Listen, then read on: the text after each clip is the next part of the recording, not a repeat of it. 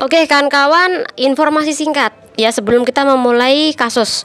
Pertama adalah tanggal 21 Desember 2023 ada adik kita yang baru kerja di negara Hong Kong, umur 22 tahun. Ini pagi-pagi pingsan sekali lagi karena musim dingin. Jadi tidak kuat musim dingin akhirnya pingsan. Dua adalah tanggal 26 Desember 2023. Ini Mbak PL usia 48 tahun. Ini juga pingsan jam 7 malam di majikannya beralamat di Quarry Bay. Jadi kawan-kawan semuanya, berapa lama pun Anda di negara Hong Kong, tetap jaga kondisi di musim dingin. Jangan lupa pakai kengkan, baju yang cukup. Kalau seandainya belum hangat, jangan lupa beli lunpau. Halo, assalamualaikum warahmatullahi wabarakatuh. Selamat datang kembali di channelnya Riana Official. Kawan-kawan semuanya, bagaimana kabarnya ini hari? Semoga kawan-kawan selalu sehat selalu. Semoga kawan-kawan sehat selalu di perantauan, amin. Moga kawan-kawan semuanya dijauhkan dari mara bahaya, amin. Dan yang pastinya jaga kesehatan kawan-kawan di perantauan, apalagi bulan-bulan ini adalah bulan-bulan yang dimana cuaca di negara Hong Kong, Taiwan itu pasti dingin. Jadi pakai baju yang cukup ya. Jangan sampai kejadian 2 PRT asing, salah satunya kawan kita ini sampai pingsan karena tidak tahan dengan suhu dingin di negara penempatan ia bekerja.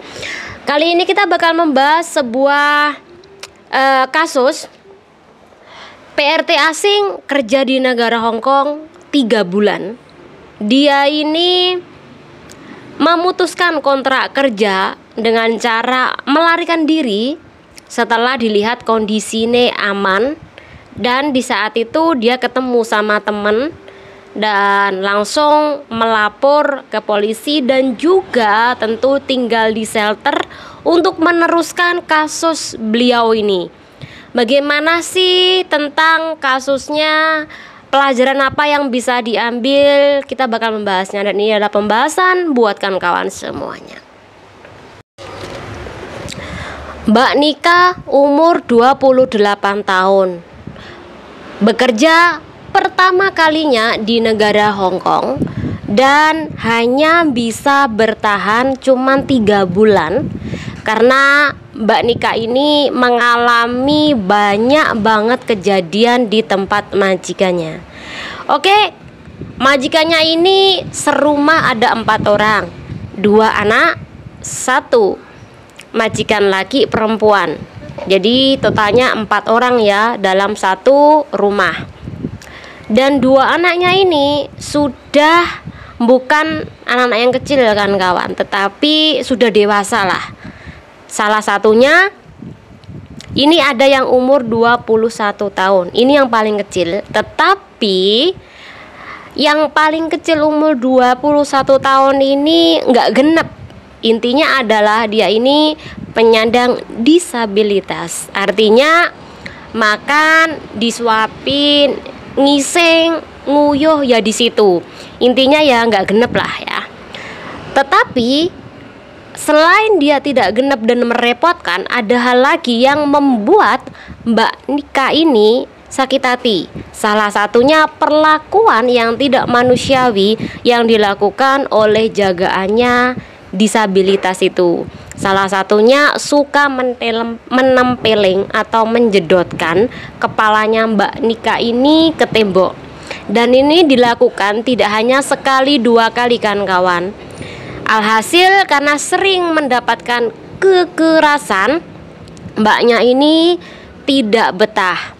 Dan ternyata tidak hanya dilakukan oleh anak jagaan disabilitas itu, tetapi anak jagaan perempuan yang dewasa ini pun juga melakukan hal yang sama. Suka sekali menempeling si Mbak Nika ini Pernah suatu hari Mbak Nika ini melaporkan ke majikan perempuan, tetapi sekali lagi alhasil tidak ada respon dari majikannya. Kemudian yang kedua, pernah juga majikan ini memergoki Mbak Nika ini ditempeleng oleh si autis itu, tetapi sekali lagi tidak dibela, bahkan anaknya autis ini cuma dibiarkan. Pada suatu hari karena memang sudah tidak betah, Mbak Nika ini mencoba untuk memutuskan kontrak kerja. Tapi sama majikannya ini malah diancam, apabila kamu memutuskan kontrak kerja, maka kamu harus membayar saya 1 bulan gaji. Maka silakan Anda pergi. Karena disuruh bayar 1 bulan gaji, maka Mbak Nika ini tetap bertahan sampai dia 3 bulan. Nah, dalam waktu-waktu 3 bulan dia berusaha untuk melarikan diri, tapi sekali lagi dia berpikir ketika dia melarikan diri, di rumah tersebut sepi, hanya ada dia dan anak jagaan autis. Apabila anak jagaan autis itu terjadi apa-apa ketika dia melarikan diri, maka mbaknya ini juga bisa dituntut balik oleh majikan. Itu kenapa dia tidak jadi melarikan diri. Mungkin kawan-kawan pasti bertanya, apakah si Mbak Nika ini sudah meminta bantuan kepada agensi?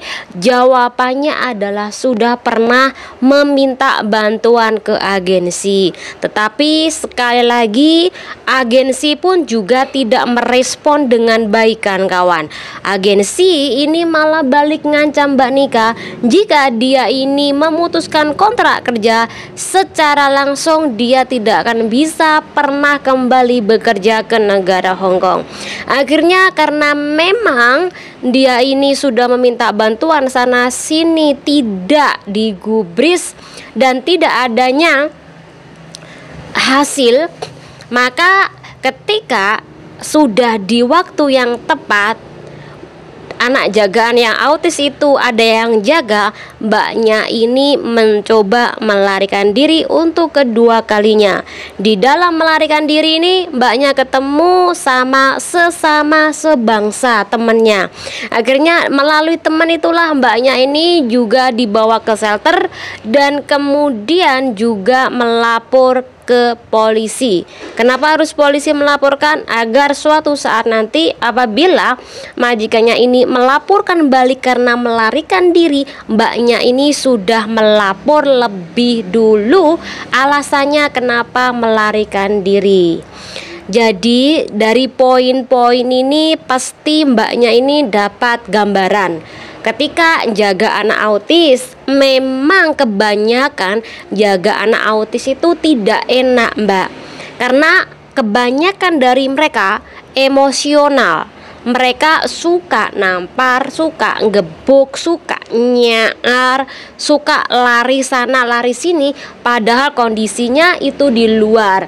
Bahkan ketika diantar ke sekolah, dia itu juga lari sana lari sini, dan ini sangat membahayakan bagi cecenya ya. Nah, karena memang sudah tidak tahan melarikan diri, dan ada satu fakta yang mengejutkan kawan-kawan. Ternyata si Mbak E ini ada luka di bagian perut bagian samping. Jadi luka itulah juga akibat dari keteledoran yang dilakukan oleh anak jagaannya.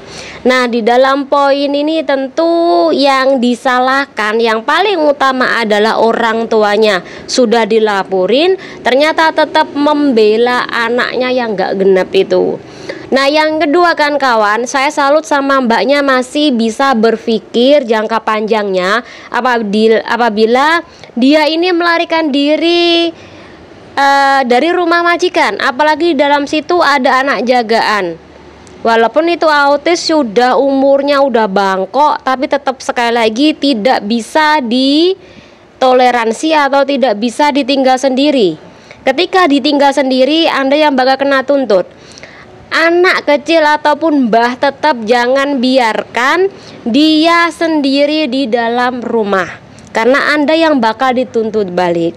Jangankan Anda sebagai PRT, lawong emaknya sendiri saja ini ninggalin anaknya yang kecil di rumahnya sendiri, ini juga bisa dituntut balik atas keteledoran yang dilakukan oleh orang tuanya. Apalagi sampean cuma sebagai pekerja rumah tangga dalam kondisinya Anda ini menuntut. Jadi hati-hati ketika Anda mengambil langkah, jangan sampai salah. Nggih. Oke, ketika Anda ada kasus seperti ini kan sudah sangat membahayakan bagi keselamatan Anda, kepala Anda, badan Anda, dan perut Anda. Maka silakan Anda memutuskan kontrak kerja dan jangan takut, Anda bakal tidak disuruh atau tidak diwajibkan membayar 1 bulan gaji ketika itu menyangkut keselamatan sampean, Mbak. Jadi semoga dengan ini bermanfaat, nggih. Intinya banyak sekali kawan kita ini jaga anak yang gak genep autis atau disabilitas, dan ujung-ujungnya memang banyak di antara mereka ini mengalami yang namanya kekerasan di tempat kerja, dan itu dibiarkan oleh majikan-majikan Anda. Jadi salah satu solusinya bikin catatan, foto, gambar apa aja bagian tubuh yang terkena cakaran atau apapun itu, untuk bukti bahwa anak jagaan Anda memang melakukan hal yang kurang ajar terhadap Anda. Bukti tersebut itu mempermudah Anda nanti next time cari majikan lagi. Semoga ini sedikit aja gambaran bagaimana cara untuk menangani ketika Anda ini menjaga anak autis. Semoga bermanfaat buat kawan-kawan semuanya. Channel diri. Wassalamualaikum warahmatullahi wabarakatuh. Bye bye.